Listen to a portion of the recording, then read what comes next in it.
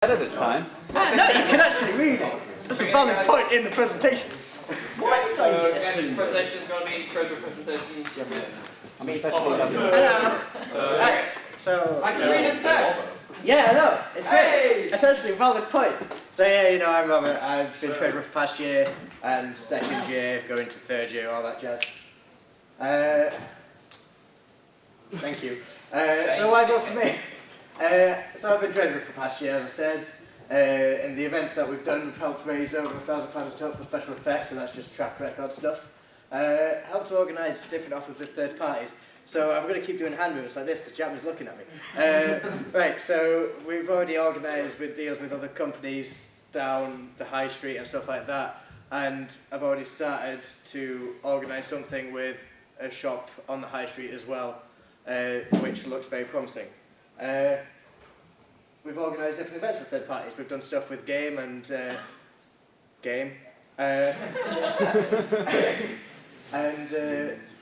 So that's on that record. And at the start of the year when we did the platform event, with the raffle we helped raise a fair bit of money to put into the site at the start, which hopefully we'll be able to keep funding the society and make it grow more exponentially. And you can read this presentation. That's nice. I did it. So what can I offer? I'll continue to acquire the best deals I can for the society. As I've said, I've already started working on stuff like that with a shop called Wildcard. Continue to basically do what I'm doing. Organise events with Game and other events like Playzone, other events with the societies, keep expanding. A lot of this was in last year and we've managed to do it. So it's kind of proof, like I'm saying, what I'm saying is true. We've done stuff with Jams, Assassins, trying to do comics, but that didn't work. I've attended all council meetings. Actually have. That's Sometimes late, but I still attend that's them. one in count. So I can always input my thoughts on how to improve the society as we do. And I think this year's been a very strong year. One of my main aims as well is whenever there's a new member, I always make the effort to go talk to them, try and make them feel comfortable, make sure that they get involved in society. And that's what I want to do and keep doing that to make sure which supports Wilson's thing, get a better feeling community, and Reese's thing with the family, get all that aspect of community with people, get members able to become better friends with each other and so no one feels left out. Funds. That's the main role as a treasurer. Right, got it. I will continue to sort out the funds and keep track of them. What? What? No, alright, shut up you. I've been doing that quite a bit. So one of the main weaknesses I will say now, because I know I'm going to get asked that question, the SU tend to mess up quite a bit. And they keep doing it, even though I've gone in like 5 times trying to sort it out, they keep messing up. So it's a case of gonna keep hounding them, making sure that we've got it. Deep down the numbers in my little notebook, suitably Lannister. So I've got figures on there, I've got figures on my phone from what I've got. The figures that they sent us do not correspond with what I've got on my phone, which is so I'm gonna have to go in again and keep doing my job. So it's actually a little bit annoying. But I will continue to do that and make sure that our funds will be as accurate as we can. And I can communicate well with members in society to be best of my ability. Yeah, that's pretty much it. Any questions? Gilbert? Q&A now as well. So Yeah. As the treasurer of Watch Society, it's notable that for next year they've got a new activity dashboard so you can actually look at your account 24/7 any time, and it's a really good system. Yeah. And secondly, when it comes to funding events like expos, like from what I've heard from another society who's trying to make where they kind of overshot or underblew the budget a bit, I'm not sure how that was meant, but how much money would you designate towards like big events like expos? Depends. That all depends on how many people are interested, how much money we have in the account at the moment, and various factors. So I can't give you a direct answer saying, oh, I will spend £500 on this if we don't have £500 in the account, because that would just be a pointless answer. So what I would say to that is, we will look at the expo, see how big it is and how much popularity it has. We will try and gain member feedback, make a group as we did for EGX, We tried to do that, but unfortunately we didn't have the funds and there wasn't enough interest and stuff like that. So for future events, such as Play Expo, we'll try build up the hype, as it were, see how popular it is, and it was quite popular and it went down quite well last year. Book coaches based on the popularity it has with members, develop a price that is suitable for the coach and the ticket if we wish to include it, as we have been able to get offers with expos like that before and get discounts. And then we'll include all that in the price and then tot up how much we're looking to spend, how much we wanted to give back to the members, as that was part of the thing we did last year. We gave quite a bit back to the members because we had a lot of unused funds. So we give back to the members, try and make it as fair as we can, because we're all students, we've not got the most money in the world. And that's how it's based. It's all based on how much it costs and how many people will go, pretty much. So assuming that Ron doesn't win, assuming Ron doesn't win and you get through, being one of the already existing council members on a roll-on year, how will you help to make sure that the newer guys who, of course, during the early periods are bumbling around quite a bit because they don't quite know how to do it all, how would you make sure that you guide them appropriately?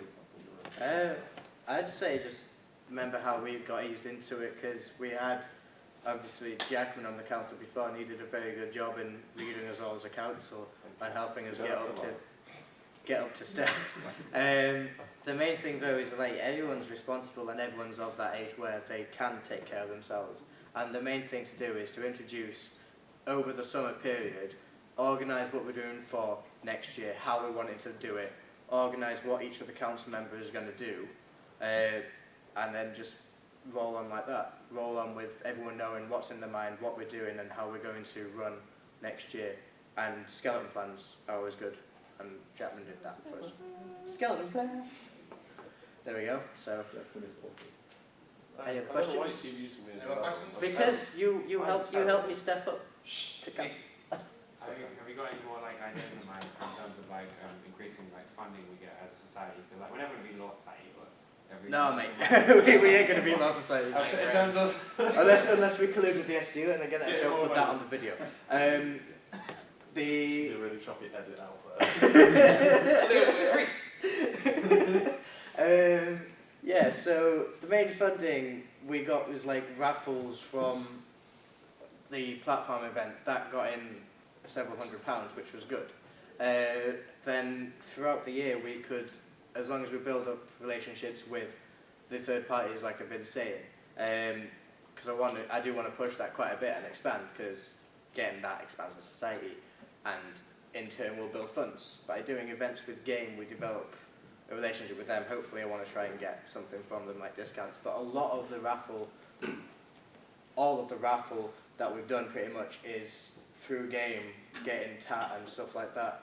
And that helps build up a lot of money for the charities event that we've run, the 24-hour event, and the event at the start of the year, which was for the Game Society. So if we're to do more events like that with raffles and bake sales and stuff like that, because it's all well and good, that's raising for charity special effects, but we are technically a charity as well, we're a non-profit organisation. So we can do stuff like that as well, which will help build up the funds for our own society.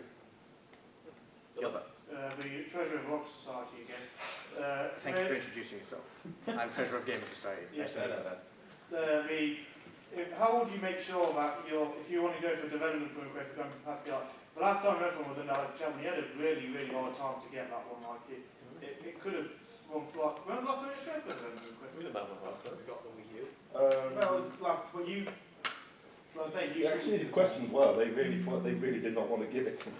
No, I'm saying, but how are you going to make sure that you're going to build enough relations and like so that like whether you only out of being council time they considered a trivial purchase, which it wasn't, but I'm saying like if you say ask for money for an expo or like a new console, or how will you make sure that you'll get the development fund you'll need for it?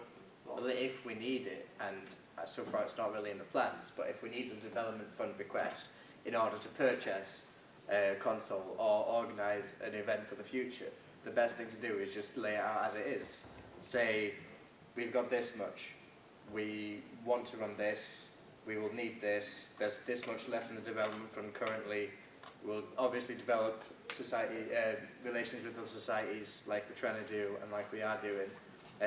The best thing to do is get as many people on your side, as like biased as that sounds, you know, like people like you, they're more likely to give you stuff. But the best thing to do is just be honest and explain everything as it is. Because if people are desperate to cling on to money that no one's using, then there's no point in there being that there. You can't really try and blag it by making people like you. You've just got to say it as it is. If you've got this much money, you don't. And if you need this much, you can. David, then Andy, and then we've got room for one more question. Cool. I'm sure, you know, the SU, as you've already said, the SU make mistakes, and as you know, Yep. this year they've made very, very big ones. Yep. What are you going to try and do to?